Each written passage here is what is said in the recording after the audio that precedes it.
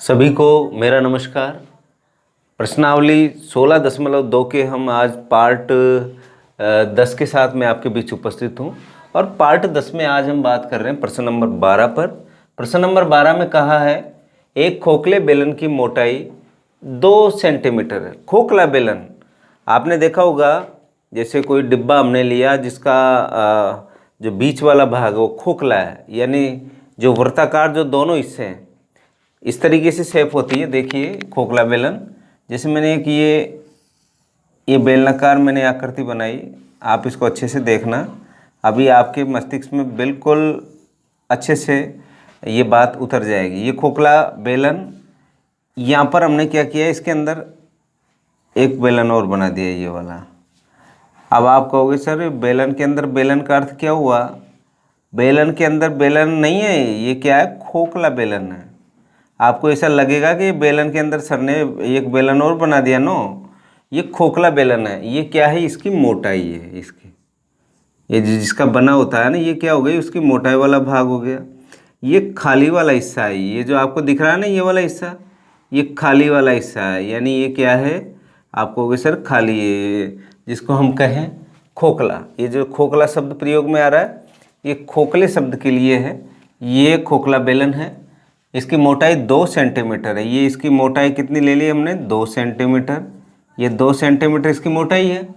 इसका भीतरी व्यास, ये भीतरी का अंदर वाला व्यास कितना है? 14। तो देखो भीतरी व्यास के लिए मैंने अंदर वाले के लिए यहाँ पर लिखता हूँ मैं भीतरी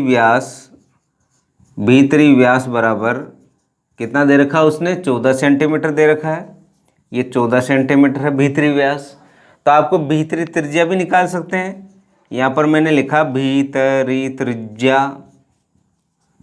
त्रिज्या बराबर वो 14 में 2 का भाग लगा देंगे, कितना आया? 7 सेंटीमीटर ये त्रिज्या है।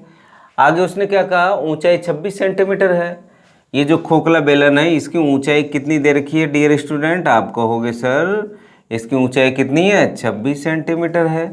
ये 26 सेंटीमीटर हमने लिख दिया यहाँ पर। बेलन के दोनों सिरे खुले हुए हैं। खुले हुआ का अर्थ हो गया ऊपर ढक्कन नहीं है, नीचे तल नहीं है। ये बिल्कुल क्या है? खुले हुए हैं दोनों तरफ से। खोखले बेलन का संपूर्ण पृष्ठीय क्षेत्रफल ज्ञात कीजिए। अब देखिए, आपको खोखले बेलन का संपूर्ण पृष्ठीय क्षेत्रफल ज्ञात करने के लिए आपको अंदर की त्रिज्या चाहिए यानी भीतरी त्रिज्या चाहिए, और बाहर वाली त्रिज्या यानी आंतरिक और बाह्य आपको रेडियस चाहिए। इसके लिए क्या करेंगे? आपने देखो भीतरी त्रिज्या तो निकाल ही ली कि उसने दे रखी है, व्यास दे रखा है। अब बाहर की निकाले हैं तो ये तो कितना है? 7 है त्रिज्या। इसमें कितना और जुड़ जाएगा? 2 और जुड़ जाएगा। तो आप कहोगे बाह्य त्रिज्या। कौन सी त्रिज्या? बाह्य त्रिज्या की जब हम बात करें तो ये जो बाहरी त्रिज्या हो जाएगी वो कितनी होगी?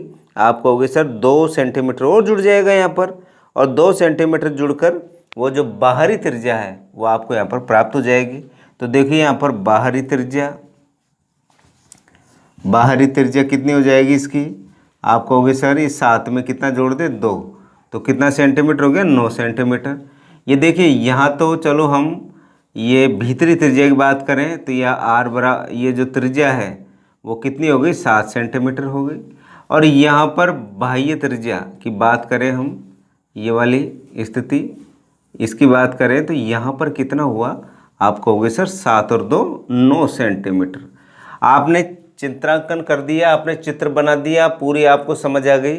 अब तो सीधा सीधा आपको रखना क्या? सूत्र रखना है। तो यहाँ पर आप लिखोगे हम जानते हैं कि, जहाँ पर भी ये हम जानते वाली लाइन लिखते हैं प्यारे बच्चों, तो हम क्या लिखते हैं? कहोगे सर हमको सूत्र चाहिए। किसका चाहिए? उसने पूछा क्या है? उसने पूछा है खोखले बेलन का संपूर्ण पृष्ठीय क्षेत्रफल। तो हम जानते हैं कि खोखले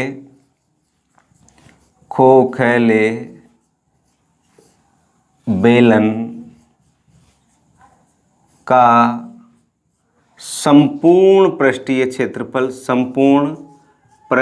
क्षेत्रफल बराबर, आपको पता है दूसरे वाले का यानी जो खोखला नहीं होता उसके लिए, ठोस के लिए हमने कहा था 2πr कोष्टक r प्लस h। और यहाँ पर खोखले की बात कर रहे हैं हम, तो खोखले बेलन का जो संपूर्ण पृष्ठीय जो क्षेत्रफल होता है वो होता है 2 पाई लिखा वहाँ पर 2πr कोष्ठक h प्लस आर था।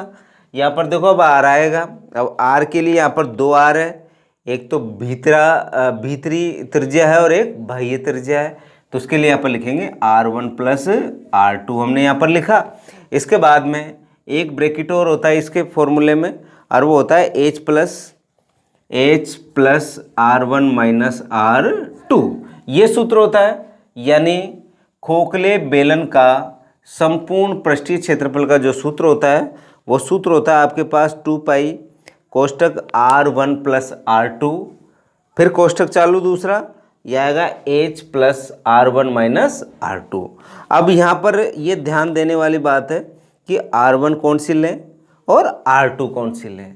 जो बड़ी वाली त्रिज्या है, यानी जिसमें नंबर बड़ा है, नंबर कौन सा बड़ा है, 9 है या 7 है, तो आप कहोगे सर ये जो 9 है ये बड़े नंबर का है, तो ये बड़ा वाला जो नंबर है उसको तो हम लेते हैं r1, तो ये तो हो गई त्रिज्या कितनी, r1 हो गई। और छोटा वाला नंबर है, इसके लिए क्या लिया हमने, त्रिज्या r2 ली। ये हमको थोड़ा सा ध्यान रखना है। और बाकी तो आपको h की जगह यहाँ पर दे रखा है, h कितना है 26 सेंटीमीटर है। तो यहाँ पर देखो r1 r2 h और पाई का मान यहाँ पर रखना है, तो लो 2 इंटू पाई का मान 22/7, फिर इंटू r1 कितना है, आप कहोगे सर 9 है, r2 कितना है 7 है, फिर h की वैल्यू आपको पता दे रखा है उसने 26 है, r1 का मान आपके पास कितना है 9 है, r2 का मान कितना है, आप कहोगे सर 7 है। ये आपने पूरे के पूरे मान यहाँ पर रख दिए, 2 इंटू 22/7 इंटू 9 प्लस 7 इंटू ये कोष्ठक 26 प्लस 9 माइनस 7 आपने यहाँ पर मान रखा।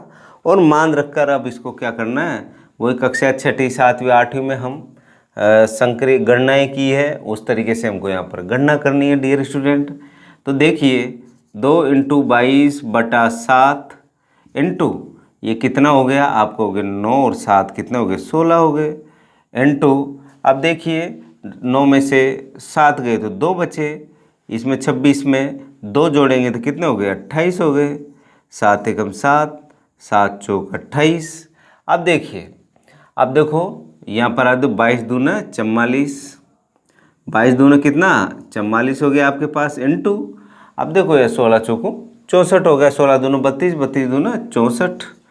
अब देखिए 64 को किससे गुणा करेंगे, 44 से गुणा करेंगे, तो आप यहाँ पर इसको जब 64 को जब हम 44 से जब हम गुणा करेंगे तो आपके पास आएगा 2816। कितना आएगा 2816। क्या निकाल रहे हो आप, क्षेत्रफल निकाल रहे हो। यहाँ पर क्या लिखेंगे वर्ग, और इकाई क्या दे रखी है सेंटीमीटर, तो यहाँ पर लिखा वर्ग सेंटीमीटर। यही क्या आ गया, इसका आंसर आ गया। इस तरीके से हम इस प्रश्न में क्या आया अंतर, कुछ भी अंतर नहीं है। हमें एक बात सोचनी है, उसने कहा खोखले बेलन की बात की तो हमने खोखला बेलन बना दिया। खोखले बेलन का अर्थ समझ रहे हो आप, ये वाला जो भाग है ये मोटाई को प्रदर्शित कर रहा है, किसको, ये तो बीच का तो खाली भाग है, ये वाला, ये सारा का सारा किसको प्रदर्शित कर रहा है, मोटाई को प्रदर्शित कर रहा है। ये मोटाई आ गई इसकी, और उसने दे रखी है मोटाई कितनी दे रखी है, आप कहोगे सर 2 सेंटीमीटर दे रखी है। हमने 2 सेंटीमीटर मोटाई को प्रदर्शित कर दिया, ये मोटाई आ गई 2 सेंटीमीटर। अब इसने कहा कि संपूर्ण पृष्ठीय क्षेत्रफल, आपको पता है जब खोखले बेलन का संपूर्ण पृष्ठीय क्षेत्रफल होता है 2π कोष्ठक r1 प्लस r2 कोष्ठक बंद, अगला कोष्ठक चालू, और वो क्या है h plus r1 minus r2। आपने सूत्र लिखा, सूत्र लिखने के बाद में आपको पाई का मान हमको पता है 22/7 होता है। इसके बाद में क्या चाहिए, r का मान चाहिए, r का हमको पता है। हमने एक तो भीतरी त्रिज्या ली और एक बाहर वाली त्रिज्या यानी बाह्य त्रिज्या ली। भीतरी त्रिज्या निकालने के लिए हमने जो भीतरी व्यास दे रखा उसका आधा किया, 7 सेंटीमीटर आया, और बाहरी त्रिज्या के लिए हमने 2 सेंटीमीटर इसकी मोटाई भी है, तो इस मोटाई को क्या कर दिया हमने जोड़ दिया, तो 7 और 2 कितना हो गया 9 हो गया। यानी हमने r1 की वैल्यू कितनी बता दी 9 सेंटीमीटर, और r2 की वैल्यू कितनी बताई हमने 7 सेंटीमीटर, और h की वैल्यू कितनी 26 सेंटीमीटर। हमने हमारी जेब से नहीं बताया, ये कहाँ से प्राप्त हुआ है, इस प्रश्न से प्राप्त हुआ है। प्रश्न में देखो मोटाई दे रखी है, भीतरी व्यास दे रखा है, तो व्यास का आधा करते हैं हम, और 2 सेंटीमीटर उस डिब्बे की क्या है, मोटाई है। तो जब 7 था 2 और जुड़ गया तो कितना हो गया, 9 हो गया। और बाकी हमने जब सूत्र में ये मान रखे, साधारण सी हमने कैलकुलेशन की, तो आपके पास आ गया 2816 वर्ग सेंटीमीटर। इस तरीके से हमने इस प्रश्न को बड़े आसानी से, बड़ी सरलता से समझा। समय ज़्यादा लेने का सीधा सीधा तात्पर्य ये था, क्योंकि ये कौन सा पैटर्न है, थोड़ा सा लगाया। कौन सा है ये, खोखला बेलन। तो आपको खोखले बेलन पर ये चित्र आपको बनाने हैं। चित्र, बिना चित्र आपको कोई सा भी सवाल नहीं करना। मैंने आपसे कह रखा है, आपको ये नहीं सीधा रट्टा मारा और आप वहाँ पर बिल्कुल कहीं कहीं गड़बड़ हो जाती है। तो आप चित्र जरूर बनाएं। तो चित्र अगर हम अच्छे से बनाएंगे तो हमारा प्रश्न बहुत अच्छे से, और आपका गलत होगा नहीं, ऐसा मेरा मानना है। अब इस प्रश्नावली का अंतिम प्रश्न है 16.2 का प्रश्न नंबर 13, उसकी हम बात करते हैं। अगला प्रश्न में कहा गया है कि एक खोखला बेलन, वही बात हो गई जो अभी हमने क्वेश्चन नंबर 12 जो किया है, खोखला बेलन। हमने एक खोखले बेलन का चित्र बनाया। उसने कहा कि दोनों सिरे खुले हुए हैं, ऊपर वाला भी खुला हुआ है, नीचे वाला भी खुला हुआ है, ये भी बात हो गई।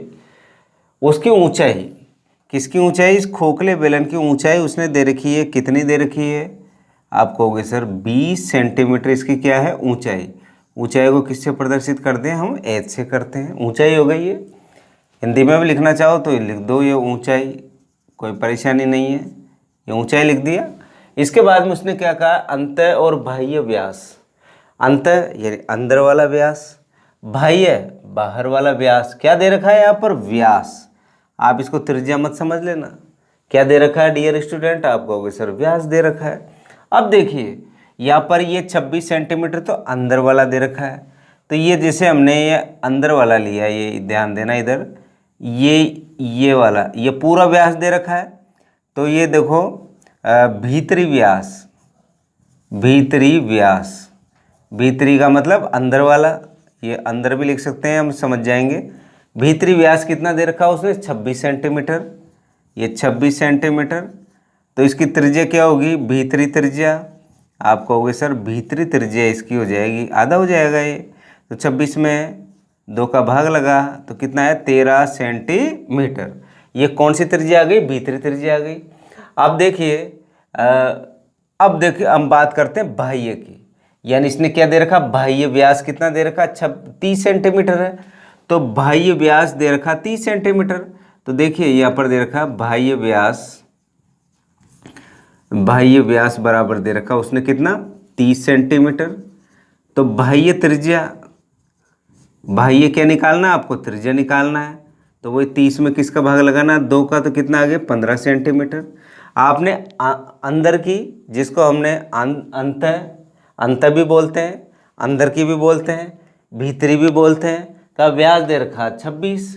तो भीतरी त्रिज्या हो गई 26 में 2 का भाग लगा 13 सेंटीमीटर।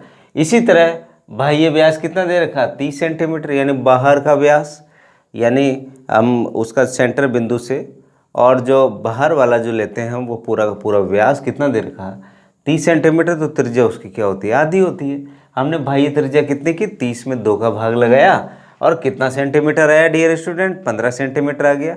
अब बाकी कहानी तो पूरी आपको पता है। खोखले बेलन का आयतन पूछा है, हम जानते हैं खोखले बेलन का आयतन बराबर पाई r1 का स्क्वायर माइनस r2 का स्क्वायर इंटू h। अब देखिए जो ये r1 है ये क्या है, बाह्य त्रिज्या है, इसको तो हमने क्या माना r1, और जो भीतरी है उसको क्या मान लिया r2, हमने पहले भी अभी माना है। ये मान यहाँ पर रख देते हैं, पाई की वैल्यू 22/7 इंटू r1 कितना है 15, ये आ गया 15 का स्क्वायर, क्योंकि स्क्वायर लगा हुआ है, माइनस r2 का मान आपको पता है 13 का स्क्वायर इंटू h का मान आपको पता है कितना 20 है। अब देखिए 22/7 इंटू 15 आपको पता है, जब आप कहोगे सर 15 को 15 से गुणा करने पर कितना आता है, 225 आता है। 15 × 15 ये आ गया आपके पास 225 माइनस 13 × 13 आएगा 169 इंटू 20, ये आ गया आपके पास, ये आ गया 22/7 इंटू, इसमें से घटाओ 225 में से 169 घटाएंगे तो देखो 15 में से 9 गए तो आप बताओगे सर 6 बचे। अब ये कितना रह गया, कितना रह गया, यहाँ पर 1 रह गया, और क्योंकि उधार लिया था हमने, देखो ऐसे बाकी करके देख लो कहीं गड़बड़ हो जाए आपसे। कितना बचा, 6 बचा, या 1 रह गया था, एक उधार लिया, कितना हो 11, कितना बचा 5 बच गया। इसके बाद में देखो ये बचेगा 56 ही, ये आ गया आपके पास 56 इंटू 20। अब देखिए आपको 7 के साथ 7 8 56। अब देखिए यहाँ पर गुणा कर देते हैं, ये इससे गुणा कर लो, 8 दूना 16 का 6, हासिल का 1, 8 दूना 16 और 1 17, 176 इंटू 20। अब 176 को 20 से गुणा करेंगे, 0, 6 दूना 12 का 2, हासिल का 1, 7 दूना 14 और 1 15, हासिल का 1, 2 एकम 2 और 1 3, यानी 3520। ये क्या निकाल रहे हो आप डियर स्टूडेंट, आप निकाल रहे हो आयतन निकाल रहे हो। आयतन के लिए मैंने आपको बताया यहाँ पर क्या लगाते हैं, घन। इकाई क्या दे रखी है आपको, सेंटीमीटर दे रखी है, तो यहाँ पर लिखेंगे घन सेंटीमीटर। तो आपने क्या इसमें विशेष सोचा, हमने ये सोचा कि R1 का मान क्या है, बाह्य त्रिज्या है, R2 क्या है, आंतरिक त्रिज्या ली। हमने सीधा सूत्र लिखा, हमको पता है कि जो खोखले बेलन का जो आयतन का सूत्र होता है वो होता है पाई R1 का स्क्वायर माइनस R2 का स्क्वायर इंटू H। अब R1, R2 और H की वैल्यू आपके पास यहाँ पर इस चित्र से है। आपको ये पूरा का पूरा परीक्षा में प्रदर्शित करना है चित्र को, तो आप चित्र पर ही आप त्रिज्याओं की जानकारी दें। आप बिल्कुल चिन्ह लगा के देखो, अब ये बाह्य को प्रदर्शित कर रही है त्रिज्या, ये जो त्रिज्या है ये किसको प्रदर्शित कर रही है, भीतरी त्रिज्या को प्रदर्शित कर रही है। आप इस तरीके से अगर थोड़ा सा वहाँ पर जब सवालों को हल करोगे और इस तरीके से चित्र बनाकर आप इसकी पूरी गणनाएं करोगे, आंसर लाओगे, तो बहुत अच्छा जो कॉपी हमारे जांचने वाले जो गुरुजी हैं उनको बहुत अच्छा लगेगा। और मैं निश्चित कह रहा हूँ अगर 3 नंबर का प्रश्न है तो 3 के 3 ही आपको मिलेंगे। एक ये मानो 1/4 अंक भी आपके वहाँ पर कटने की संभावना न के बराबर है। तो प्यारे विद्यार्थियों, 16.2 का ये अंतिम भाग था जो हम 10वें भाग के साथ आपके बीच आज उपस्थित हुए थे, और कल हम प्रश्नावली 16.3 पर हम चर्चा करेंगे। आज के लिए प्यारे विद्यार्थियों इतना ही, कल फिर मिलते हैं 16.3 के साथ। धन्यवाद।